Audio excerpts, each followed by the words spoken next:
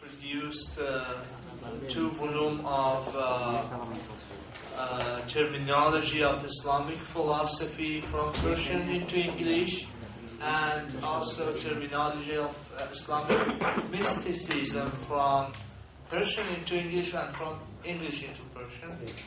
And also there is another books and articles. Right now he's lectures in Qom University, Baghr al-Ulum University, and we are very honored that we have him here today among us. His topics is somehow we discussed last night about what should be the topic of Dr. Musavi. However, there is a long history of discussion about the topic, but what he's going to give us is a very important introduction to Islamic philosophy. This is what we need to start the seminar and short-term course. Okay, I don't want to continue. I'll ask Professor Musavi to start with the speech. Thank you very much. Assalamu alaikum.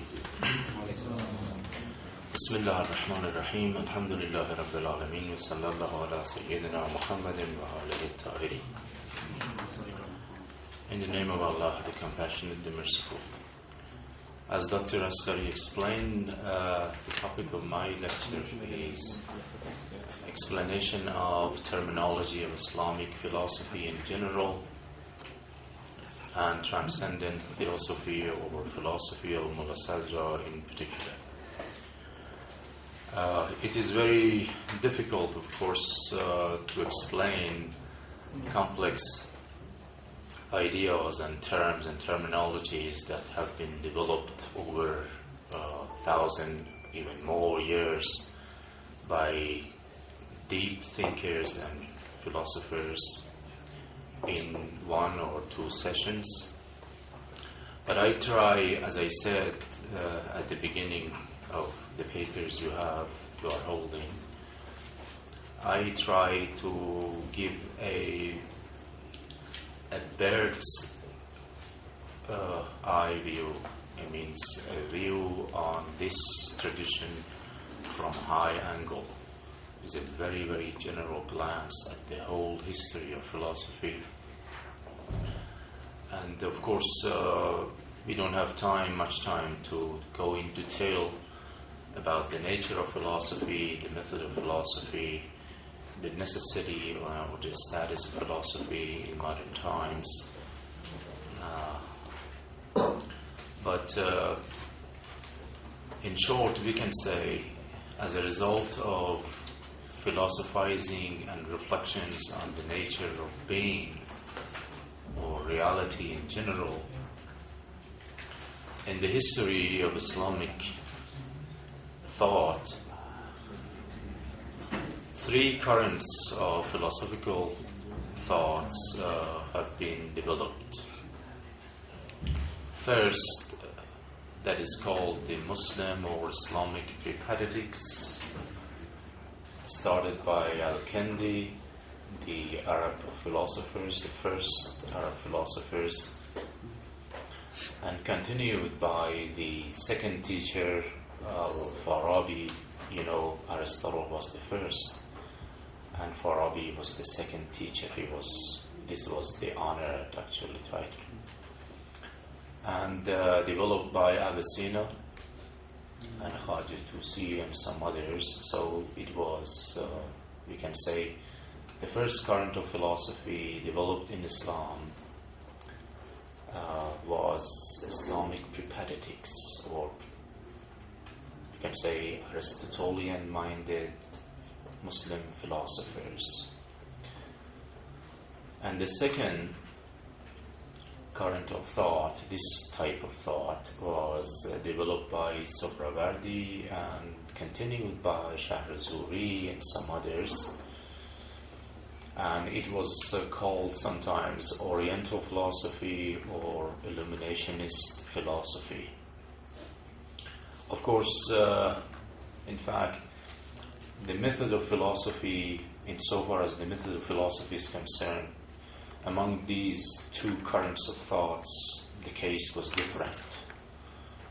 Mulla Avicenna, Ibn Rushd, Averroes, and Kendi, and some others, they use the rational method, of course, they philosophize and to give a better and deeper understanding of reality.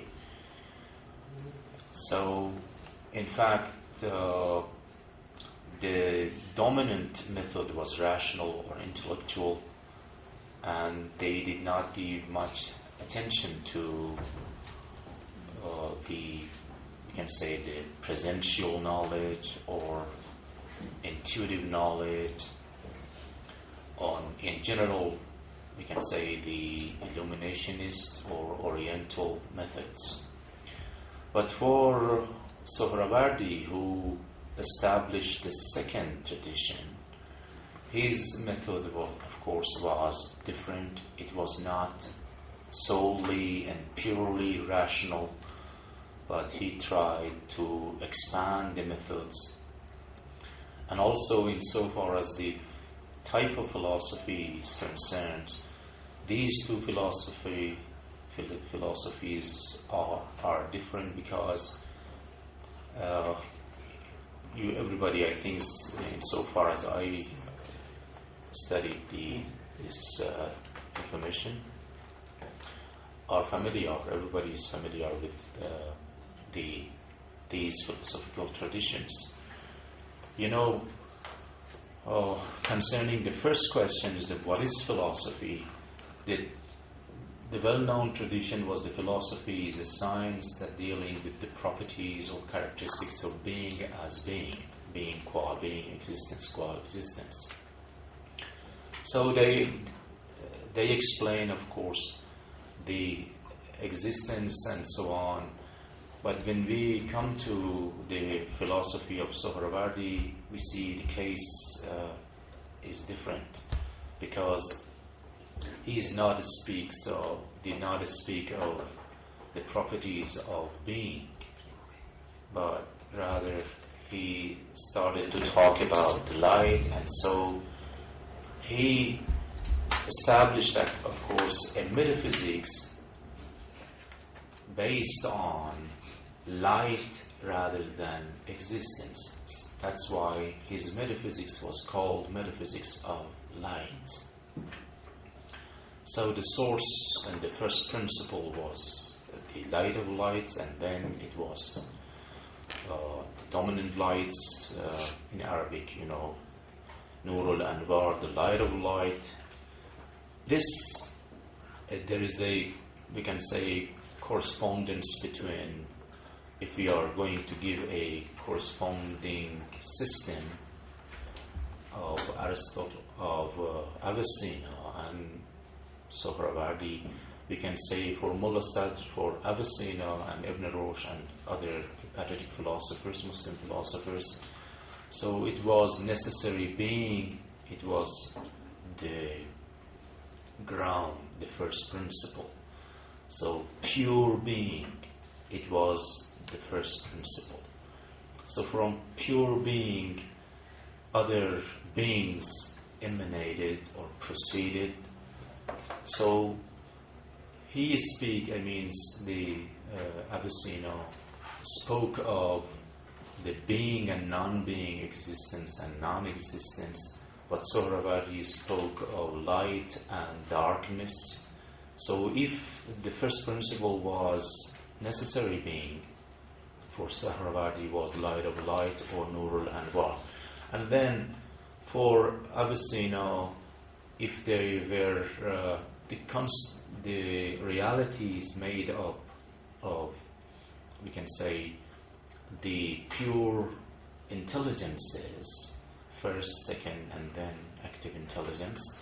For him, for Sohrawardi, it was dominant light, so different lights from lights. So one was metaphysics of being, and another, in second tradition, it was the metaphysics of light. And then the third, this is a very, very quick, of course, review on the three traditions. And then we come to the last, of course, so far, the last here, somewhere I said so far, because the philosophy as a system of thought, the philosophy as a product of the human reflections on the nature of reality cannot come to an end. And so, as long as human beings are thinking, are reflecting, philosophy as an act is going on, and from these acts of philosophy, it means from philosophization, from reflections, from thinkings, there might be a new brand and a new system of philosophy that come into being by later generations, as we observed in the past. So once upon a time it was Aristotelian, the dominant thinking, it was Aristotelian system, then Avicennan, and then Sohrawardian, and then Mulla Sadrian, means the Transcendent philosophy. So far, as I said, the third, but the last but not least, but still there might be the new brands of philosophy, was Transcendence philosophy of Mulla Sadra, which again, he had come back to the previous traditions of philosophy. I mean, Avicenna, insofar as the nature of philosophy or the definition of philosophy is concerned, because still he spoke of or speaks of the being and the properties and characteristics of beings and so on. But again, his method is different from the Avicenna and from Averroes, because his philosophy is somehow natural by nature, is synthetic. It means he tried to absorb the tenets of faith, so somehow he took some things and some ideas from Kalam, from theology, Islamic Kalam, and some from mysticisms of Ibn Arabi and others, and also from Sohrawardi, and also from Avicenna and repetitive philosophy. So his philosophy was somehow synthetic. Also his method is synthetic. It means his method is not purely rational, it's not intuitive, or anyway, as mystics are using the intuitive or the presential knowledge, but it will be different.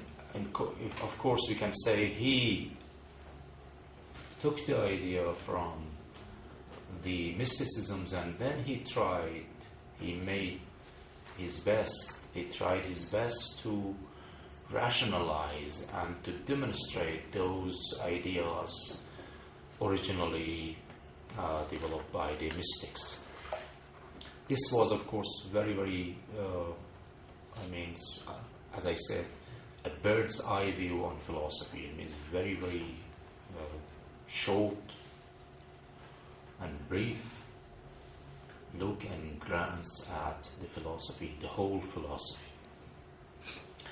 But the topic is the terminology.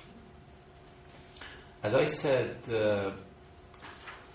philosophy sometimes is applied to the act of philosophy.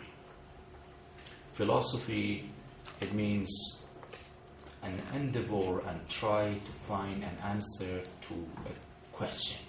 But this question, of course, should not be an ordinary.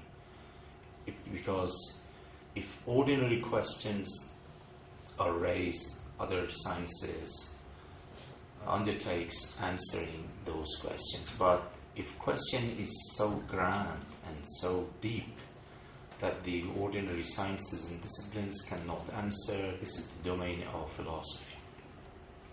But philosophy as a discipline, of course, academic discipline, we know, like any other science, has a specific subject, specific methods, and a specific purpose and objective. And we know that these principles,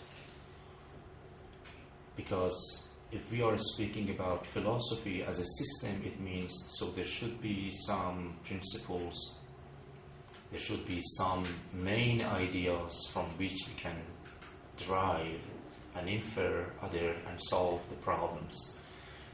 These principles that constitute the whole system of philosophy are the product of those reflections and acts of philosophy. And when I try to understand some things and use my knowledge, presential knowledge, I somehow, when I try to encounter reality and understand and try to get a better understanding of it, then I should conceptualize the content of my confrontation, my encounter, my experience. So I make different concepts and terms. Insofar as far as one is involved in acting philosophy, experiencing philosophy, confronting reality, he is not doing philosophy as a discipline, but he is solving the problem. He is deepening his thought and understanding. But when he obtains a deep understanding and experience, he needs some concepts. So these concepts convey the message, convey the content of understanding to others. That's why, of course, as some philosophers like Ayatollah Misbah says, one cannot understand philosophy unless he understands mind, because mind is the locus, is the container, we can say, is the domain of the concepts, and the concepts is the means, instruments of conveying those experiences and content of our encounter with reality. Anyway, as you maybe might have studied in the abstract and outline of my lecture, Islamic philosophers in this regards are not exceptions. So they, like any other philosophers, they meditate,